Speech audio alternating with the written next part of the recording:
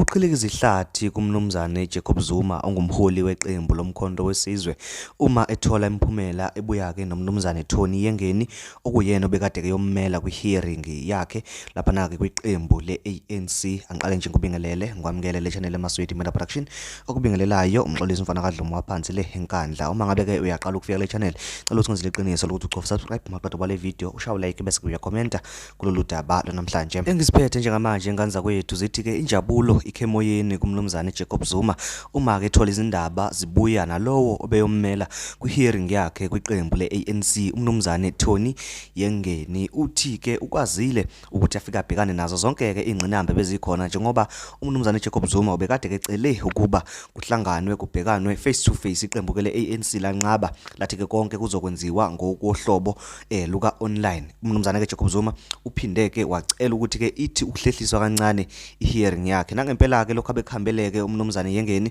akahambelanga-ke ubala. Uthe mayefika wafike-ke kwakhuluma konke obekucelwe umnumzane Jacob Zuma. Nangempela lavuma-ke iqembu le-ANC ukuba-ke i-hearing ihlehliselwe-ke isonto leli-ke siyakulona sothi nje masiliqala mhla ka-23 July kuyobe-ke sekuhlalwa phansi sekulalelwa-ke ukuthi-ke lithini uhlangothi lwe-ANC kanti futhi-ke umnumzane Jacob Zuma uyiphikela okanye-ke uyiphendulela uthini kulamacala abambeka wona. Okunye nje umnumzane Yengeni afike akwenza ufike futhi wafaka i-application yokuthi-ke lolu hlelo lwenziwe ngokubhekana ngqo emehlweni njengoba-ke umnumzane Jacob Zuma kade-ke ecelile. Yize-ke noma kunjalo i-ANC ayikhombisi ukwenamela lokho noma engathi-ke izokuvuma kubonakala sengathi uhlelo luzokwenziwa online. Kanti futhi-ke umkhonto wesizwe uphinde wacela ukuthi lento uma ngabe-ke siyenziwe iphinde yenziwe ivezwe online okanye ivezwe kuma-TV endabeni abantu khona-ke bezobona ukuthi-ke kwenzakaleni, i-ANC imbeka maphi amacala umnumzane Jacob Zuma kanti yena uyiphendulela uthini kulawo macala. Ngizokukhumbuza nje ukuthi-ke icala elinqala okanye kumthetho